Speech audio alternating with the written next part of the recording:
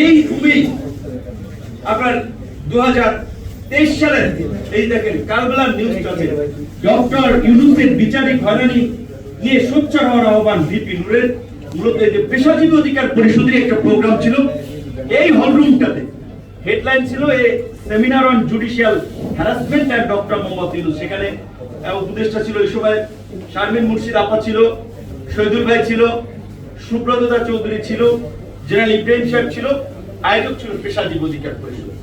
2023 সালে ডক্টর ইউনূসকে তার আগে থেকে যখন ধারাবাহিক হয়রানি করা হচ্ছিল আমরা ভয়েস রেজ করেছি, ইউনূসের পাশে দাঁড়িয়েছি।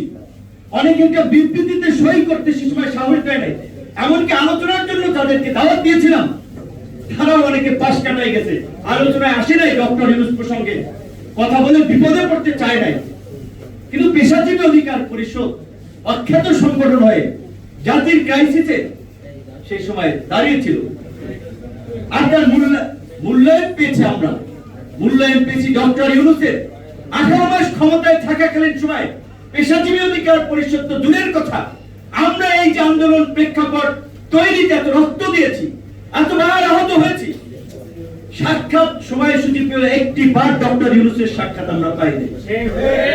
এই কথা আমরা এতদিন বলি নাই, কিন্তু কিছু কথা, কিছু অবাধ্য কথা, না বলার কথা মানুষের জানা দরকার, যে কারণে এখন বলছি যে গণ অধিকার পরিষদের পক্ষ থেকে একাধিকবার চিঠি দেওয়া হয়েছে, কিন্তু একটা সিঙ্গেল প্রশ্নের বরঞ্চ ডক্টর ইউনূস 3টা দলের দায়িত্ব নিয়ে 3টা দলকে বাংলাদেশের মাঝে বৈশ্বিকভাবে প্রতিষ্ঠা করার চেষ্টা বা দায়িত্ব নিলেন।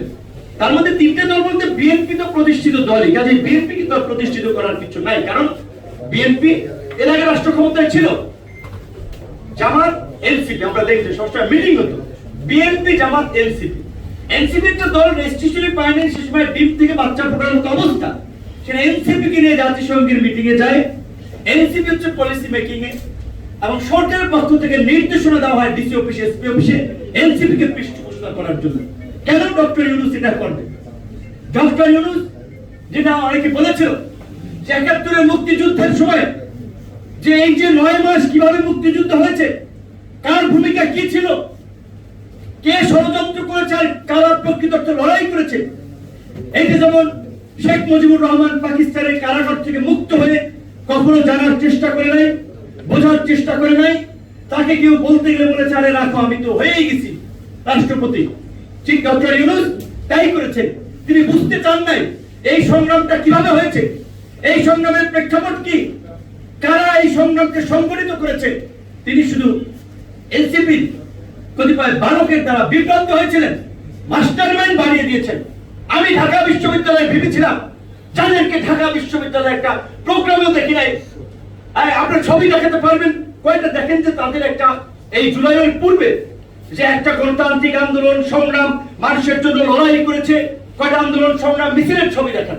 আর ছাত্র অধিকার পরিষদের সব কয়েকটি নেতা কর্মীর পা থেকে মাথা পর্যন্ত শেখ হাসিনার ফেসিবাদের আঘাতের চিহ্ন।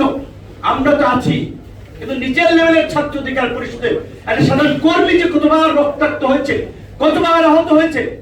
তখন ডক্টর ইউনূসকে বলেছিলাম, যখন ওই জেনারেল মিটিং গুলো হতো বিভিন্ন দলকে নিয়ে, স্যার আপনি এই বৈষম্য বিরোধী আন্দোলনের কতিপয় ছেলেদের লেন্স দিয়ে গোটা অভ্যুত্থানকে দেখেন না। এখানে ছাত্র শিবির, ছাত্র দল, ছাত্র অধিকার পরিষদ এবং অনেক তরুণদের সংগঠন রয়েছে। আপনি বাইরের দেশে যান, বিদেশি তরুণদের সাথে কথা বলেন, ইন্টারঅ্যাকশনাল মূলক প্রোগ্রাম করেন, এই আন্দোলনের অভ্যুত্থানকারী ছাত্র নেতৃবৃন্দ, তরুণ নেতৃবৃন্দকে নিয়ে একদিন চা খাওয়ার দাওয়াত দান, বসেন, তাদের কাছ থেকে কথাটি শুনেন। কিন্তু তিনি শুনেন নাই। তো এই যে আওয়ামী মতোই মানে ইয়ার কথাই বলতে আছে, তিনি আমার কথা রাখলেন না, তিনি রাখলেন ভুট্টু সাহেবের কথা।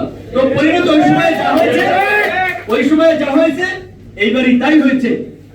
নন্দিত ডক্টর ইউনূস দায়িত্ব নিয়েছেন, গোটা দেশের মানুষ তাকে সমর্থন দিয়েছিল, অভিনন্দন জানিয়েছিল, আনকন্ডিশনাল সমর্থন দিয়েছিল। আর শেষে কি গাইল্লা গাইল্লিটা করছে আর কি মানুষের প্রতিক্রিয়া দেখেছেন তো।